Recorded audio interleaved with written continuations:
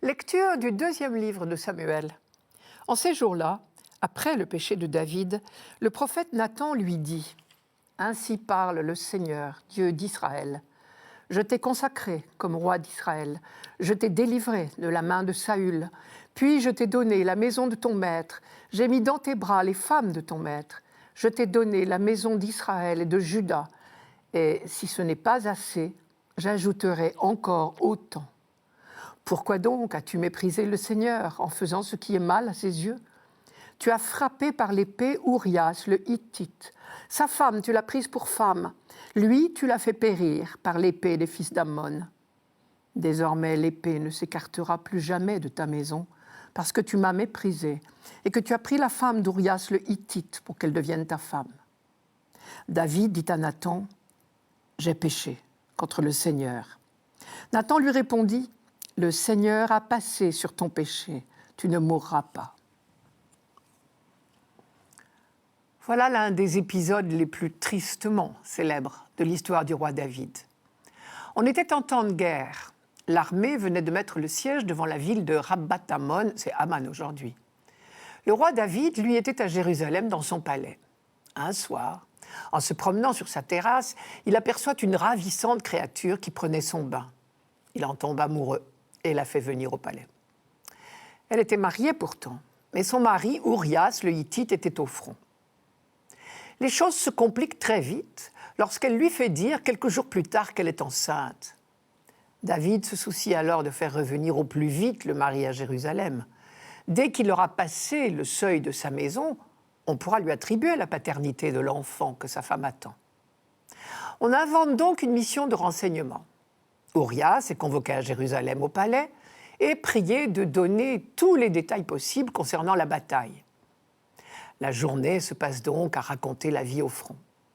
Le soir venu, David félicite Urias et l'engage à rentrer dormir chez lui. Mais voilà, d'après la loi de Moïse, les guerriers en campagne étaient tenus à la continence. David le sait bien, lui aussi, mais il préférerait l'ignorer. 2 soirs de suite, donc, Urias refuse d'aller dans sa maison rejoindre sa femme, malgré l'insistance de David, qui va jusqu'à l'énivrer pour le faire céder. Drame pour David. Urias n'ayant pas franchi le seuil de sa maison, l'enfant ne pourra pas lui être attribué. Il ne reste plus qu'une solution, se débarrasser du mari gênant. Alors Bethsabée pourra être la femme du roi et concevoir un enfant de lui. Qu'à cela ne tienne, dans une lettre qu'il fait porter par Urias lui-même, le roi donne à Joab, chef de son armée, l'ordre de placer Urias au plus fort du combat, afin qu'il soit tué. Quelques jours plus tard, un messager apporte l'annonce de sa mort. Le délai de deuil achevé, David fait chercher Bethsabée et l'installe chez lui. L'enfant naît, c'est un garçon. C'est alors que le prophète Nathan se présente chez David. Très habilement, il ne lui fait pas une leçon de morale. Il commence par lui raconter une petite histoire, celle d'un pauvre hère qui ne possédait qu'une petite agnelle. Le riche propriétaire d'à côté l'avait volée pour l'offrir en repas à un invité, plutôt que de prélever dans ses nombreux troupeaux. David est horrifié, il faut sévir. Mais Nathan l'arrête aussitôt. « Cet homme, c'est toi ?» On s'attendrait alors à ce que l'homme de Dieu profite de son avantage et fasse remarquer à David toutes ses turpitudes. Ce serait bien facile. Le roi riche, entouré de femmes, a pris à Urias le Hittite, son épouse, puis sa vie. Eh bien non, justement, et c'est la leçon étonnante de ce texte d'aujourd'hui.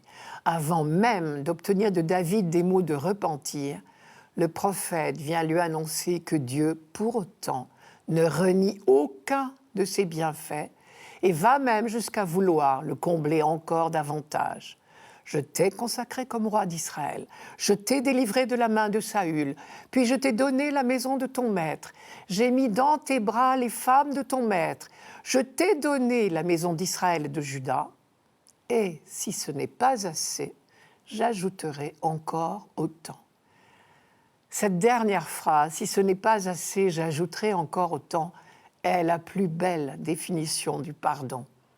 Par-delà le péché, l'infidélité, Dieu continue d'aimer, de donner. Je note encore une fois que David n'a pas encore eu le temps d'exprimer la moindre demande de pardon. Les dons de Dieu ne sont pas conditionnés par notre conduite. C'est le sens même du mot pardon. Pardon signifie don au-delà. Le pardon de Dieu n'est pas un événement ponctuel. C'est le don constant de son amour, malgré nos infidélités répétées. Mais pardon ne veut pas dire retour à l'innocence. Nos actes portent des fruits, nous le savons bien. Certains bons, d'autres vénéneux.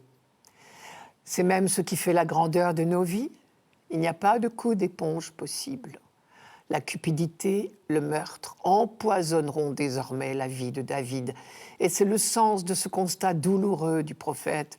Désormais, l'épée ne s'écartera plus jamais de ta maison. C'est l'engrenage de la violence qui nous est si souvent rappelé dans la Bible. Mépriser le Seigneur, comme dit Nathan, c'est-à-dire faire du mal à nos frères, c'est inévitablement semer la haine et finalement la souffrance pour les autres et pour nous-mêmes. Les commandements de la loi ne nous ont été donnés que pour nous indiquer le seul moyen d'être heureux en société. Et alors tout d'un coup, David prend conscience de l'horreur et de l'injustice de ses actes et aussi de leurs terribles conséquences. Et il dit simplement « J'ai péché contre le Seigneur ». Alors le prophète peut lui dire la seule phrase pour laquelle il était venu « Le Seigneur a passé sur ton péché ».